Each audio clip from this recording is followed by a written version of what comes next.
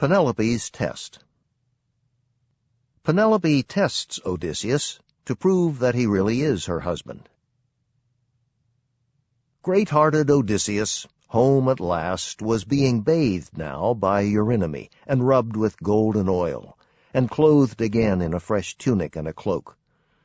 Athena lent him beauty, head to foot. She made him taller, and massive, too, with crisping hair in curls like petals of wild hyacinth, but all red golden. Think of gold infused on silver by a craftsman, whose fine art Hephaestus taught him, or Athena, one whose work moves to delight. Just so she lavished beauty over Odysseus's head and shoulders. He sat then in the same chair by the pillar facing his silent wife, and said, "Strange woman, the immortals of Olympus made you hard, harder than any. Who else in the world would keep aloof as you do from her husband if he returned to her from years of trouble cast on his own land in the 20th year? Nurse, make up a bed for me to sleep on. Her heart is iron in her breast." Penelope spoke to Odysseus now. She said, "Strange man, if man you are, this is no pride on my part, nor scorn for you, not even wonder merely. I know so well how he appeared boarding the ship for Troy.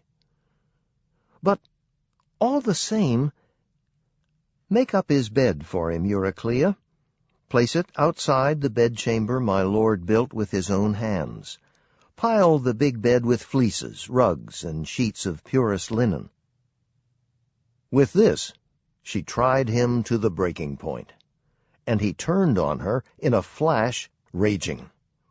"Woman, by heaven, you've stung me now! Who dared to move my bed? No builder had the skill for that, unless a god came down to turn the trick. No mortal in his best days could budge it with a crowbar. There is our pact and pledge, our secret sign, built into that bed. My handiwork and no one else's.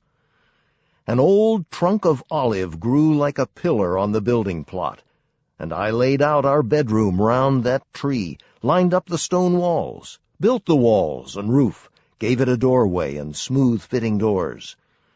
Then I lopped off the silvery leaves and branches, hewed and shaped that stump from the roots up into a bedpost, drilled it, let it serve as model for the rest. I planed them all, inlaid them all with silver, gold, and ivory, and stretched a bed between, a pliant web of oxhide thongs dyed crimson. There's our sign. I know no more. Could someone else's hand have sawn that trunk and dragged the frame away?" Their secret. As she heard it told, her knees grew tremulous and weak. Her heart failed her. With eyes brimming tears she ran to him, throwing her arms around his neck, and kissed him, murmuring, "Do not rage at me, Odysseus. No one ever matched your caution. Think what difficulty the gods gave. They denied us life together in our prime and flowering years, kept us from crossing into age together. Forgive me. Don't be angry. I could not welcome you with love on sight.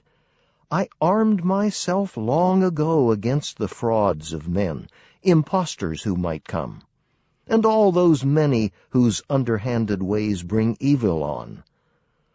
But here and now, what sign could be so clear as this of our own bed? No other man has ever laid eyes on it.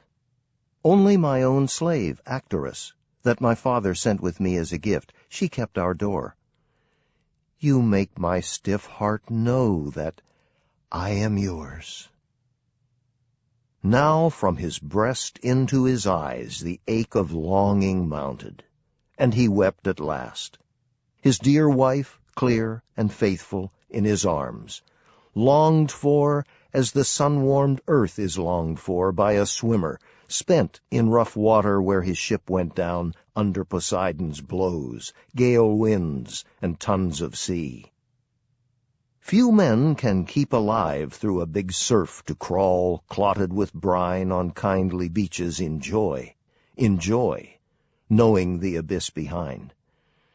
And so she too rejoiced, her gaze upon her husband, her white arms round him pressed, as though forever. The ending. Odysseus is reunited with his father. Athena commands that peace prevail between Odysseus and the relatives of the slain suitors. Odysseus has regained his family and his kingdom.